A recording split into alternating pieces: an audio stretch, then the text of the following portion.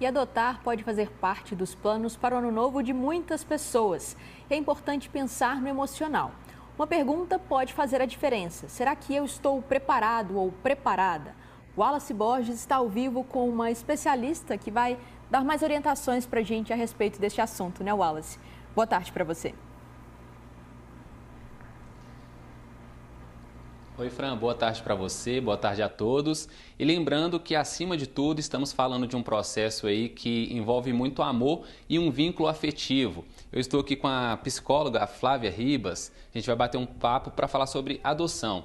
Eu gostaria, Flávia, que você começasse falando para a gente como que a pessoa pode se preparar psicologicamente para esse processo aí de adoção, principalmente agora nesse período aí de final de ano.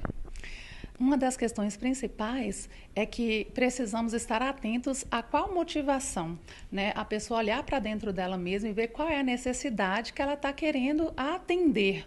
Porque quando nós olhamos só para as nossas necessidades e esquecemos de fato da necessidade do outro, ou seja, do ato de amor que você vai praticar por outro, alguma coisa precisa ser organizada. Então, a adoção não é para satisfazer a minha vontade, apesar de que tem vários fatores envolvidos a esses detalhes, que é, por exemplo, constituir uma família, algumas pessoas, por exemplo, que sofrem de infertilidade, também é um motivo, um gesto de amor, ou seja, uma obra de caridade também estão envolvidos nesses processos de querer adotar. Mas entender de fato que não é somente para suprir uma necessidade, ou seja, estou sozinho, estou precisando de uma companhia, estou com um vazio, preciso de um companheiro de vida, estou chegando na velhice. Esses, por exemplo, seriam alguns fatores que dificultariam, ou seja, o processo emocional dessa pessoa. Ela precisaria, sim, de fato, se organizar emocionalmente para que ela, de fato, tome a decisão correta e da melhor forma possível. E quais são os principais sinais que ela pode identificar ali que não está preparada para esse processo?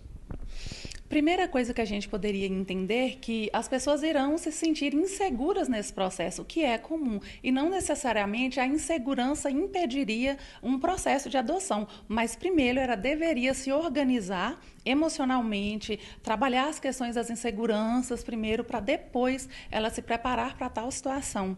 E outra coisa foi, eu acabei de dizer, realmente, não para suprir somente um desejo ou necessidade sua própria, mas para, de fato, exercer esse ato, né, de amor com o próximo. E criar um vínculo também apenas quando esse processo de adoção ele já estiver estabelecido, né?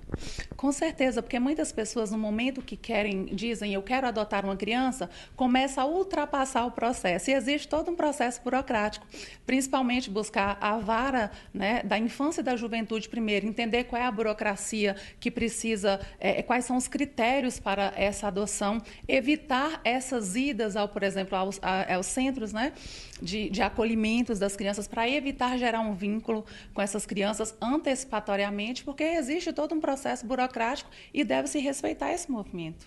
Flávia, obrigado pela sua participação aqui com a gente, ótimas dicas. Então é isso, Fran, ficar atento a essas recomendações aí para tornar esse processo de adoção um processo mais leve e que seja aí, bom para os dois lados, tanto para a criança quanto para os pais também que estão adotando. É com você aí no estúdio. Sem dúvida, Wallace. Obrigada pelas informações e também a psicóloga.